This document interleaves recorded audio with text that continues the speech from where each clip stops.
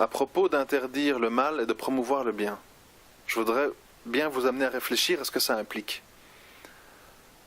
Aujourd'hui, on a beaucoup de gens qui font des discours qui visent à défendre et à promouvoir le bien. Ça ne manque pas.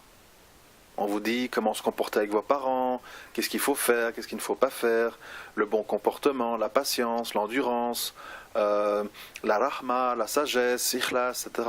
Donc tout ça, le bien, je pense que c'est très important dans la proportion des discours qu'on peut entendre. Mais est accompagné de cette promotion du bien l'interdiction, l'opposition au mal, au mensonge, au faux, aux illusions. Et là, la question qui se pose, et à laquelle vous devez tous réfléchir, puisque je vous ai dit qu'il faut toujours adhérer au discours simple, et que dans la simplicité, il y a la véracité. Quand on parle d'interdire le mal, j'aimerais bien poser la question à beaucoup de nos grands prédicateurs qui se sont érigés en représentants de l'islam, à coup de diplôme et de je parle arabe, et j'ai étudié 4 ans en Médine, etc.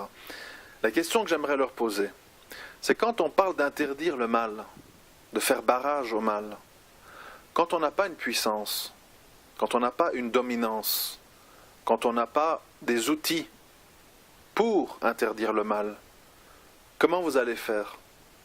Point d'interrogation.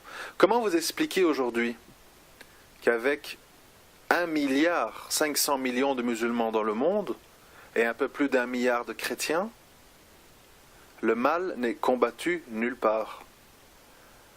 Et quand il est combattu, quand il est montré du doigt,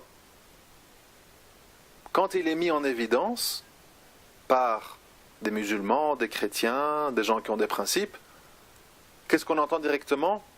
Intégrisme, extrémisme, terrorisme, littéralisme. Vous êtes mis au pilori parce que vous avez osé vous interposer sur le chemin du mal. Parce que le mal, il vous laisse promouvoir le bien. Parle, cause toujours, apprends à tes fidèles la patience, le bon comportement, il n'y a pas de problème. Mais laisse-nous continuer à promouvoir le mal. Laisse-nous continuer à propager le mal dans le monde. Laisse-nous continuer à diffuser l'homosexualité, la pornographie, le divorce, la destruction des couples, l'euthanasie, les avortements. Laisse-nous. Et si tu agis contre nous, si tu parles contre nous, si tu t'insurges contre nous, même si c'est en t'attachant avec des chaînes à la porte d'une clinique d'avortement, on te montrera comme un terroriste, comme un littéraliste, comme un catholique fermé, comme un islamiste. Et c'est là, mes frères et sœurs, que vous comprenez la clé de l'affaire.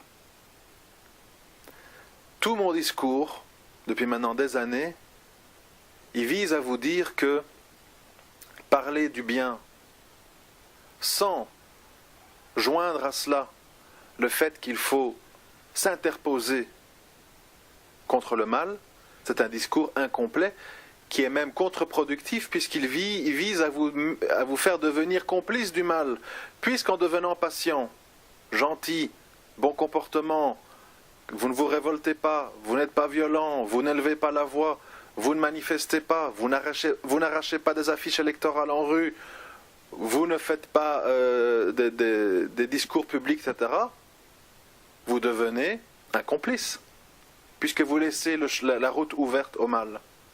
Et c'est là le point, mes frères et sœurs, important, qui va vous faire comprendre pourquoi, quand je parle de faire barrage au mal, c'est pas comme les mauvaises langues disent, parce que je suis un islamiste, parce que je suis un terroriste, parce que je suis violent, parce que j'ai des idées extrêmes, parce que j'ai une mauvaise compréhension de l'islam, etc.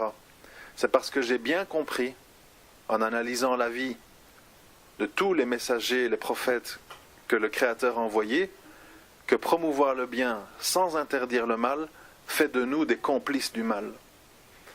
Et tous les prédicateurs, et tous les imams, et tous les pasteurs, et tous les curés, qui ne poussent pas leurs fidèles à devenir des protecteurs du bien en interdisant et en s'insurgeant contre le mal, sont des complices malgré eux de ce mal.